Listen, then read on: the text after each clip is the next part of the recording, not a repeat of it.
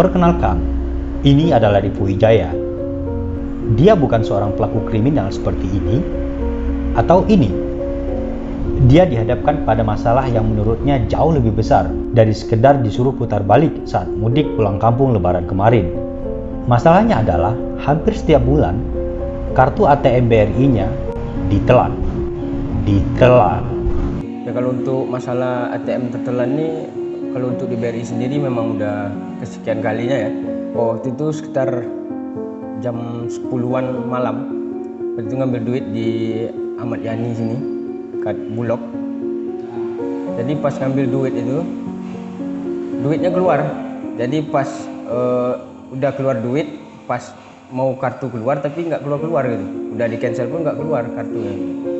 Makanya besok lapor ke BRI bikin ATM baru. Jadi ajukanlah. Pas waktu itu dia ngomong orang BRI cuma itu aja, kesalahan jaringan. Tapi masa ya kesalahan jaringan sering terulang gitu. Ini bukan sekali dua kali. Tapi kalau udah dihitung hampir 7-8an gitu mungkin ada. Buat di Pekanbaru aja ada 4 kali.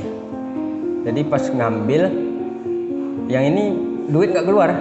Jadi pas masukin kartu, jadi ada muncul pemberitahuan dari mesin ATM-nya yang mengatakan itu ATM lagi error.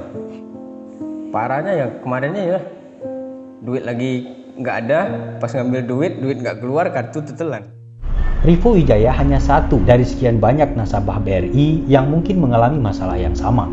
Pertanyaannya adalah, mengapa masalah ini menjadi sangat penting?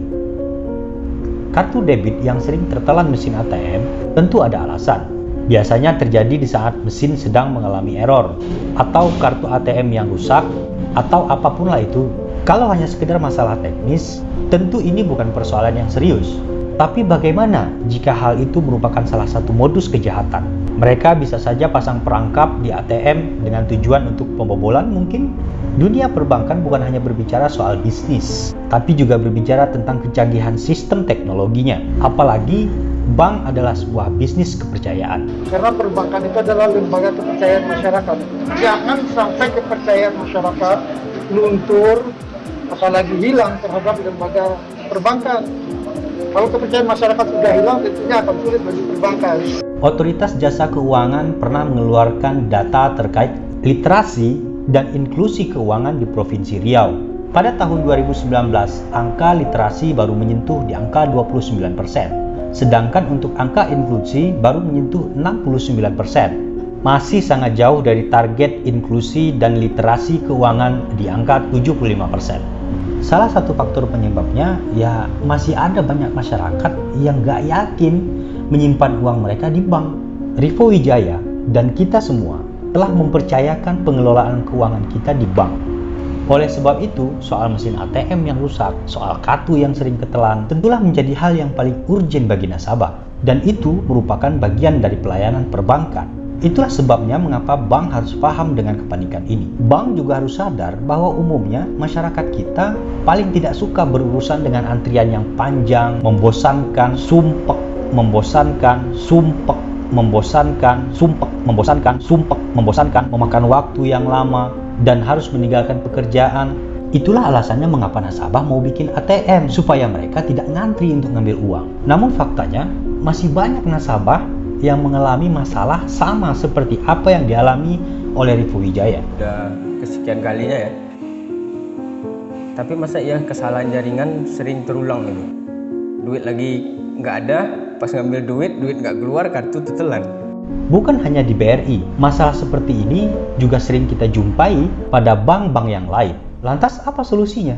Sebetulnya gini Mas, ATM yang ketelan itu biasanya yang pertama kendalanya karena mereka tuh salah PIN ya, PIN ya. Kemudian kendala yang kedua, rata-rata mereka masih pakai ATM yang magnetic stripe. Jadi magnetic stripe itu rawan untuk rusak karena kena handphone, kena gelombang elektromagnetiknya sangat riskan kalau kena. Jadi himbauan kita adalah yang pertama rajin-rajinlah untuk merubah PIN yang pertama ya kan. Kemudian yang kedua, ATM itu kan hanya sarana untuk bertransaksi.